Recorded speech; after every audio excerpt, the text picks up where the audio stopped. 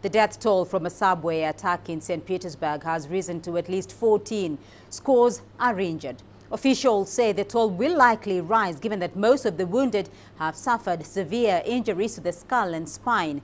Meanwhile, Kazakhstan's security service says the suspect in the Russian subway explosion is a Kyrgyz-born Russian citizen, Akbarzhon Jalilov. He had carried an explosive device into the Saint Petersburg metro in a rucksack. His remains were found at the scene. And staying on the Russian explosion story, now eyewitnesses have recounted the horrifying moment when the blast rocked the train as it traveled between stations.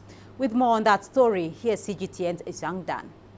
Footage uploaded online by a Saint Petersburg resident who was on the train on the opposite platform showed passengers trying to get out from the smoke-filled carriage at the Technology Institute station. A woman that survived the blast that torn through her train carriage recounted her experience and described the moments that followed the incident, saying that sitting near a railing had saved her life. At that moment, there was a huge bang. It was deafening. And I was sitting next to a metal railing, and I think it saved my life.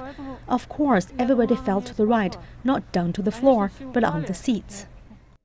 11 people were killed and 45 were injured in the incident. Authorities called the incident a probable terrorist attack. Soon after the blast happened, ambulances and fire engines descended on the concrete and glass Sanaya Square station and Technology Institute station. One helicopter hovered overhead, then landed on the Broad Avenue to take away injured passengers. When I turned back and looked, there was a huge number of people lying there. There were dead bodies. It was scary.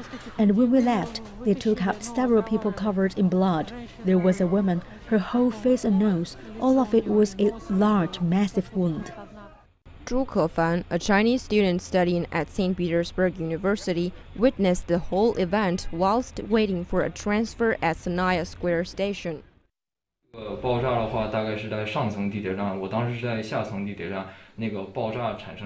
blast happened on the upper layer of the station while I was below. I could feel the shakes caused by the explosion and the elevator began to shake.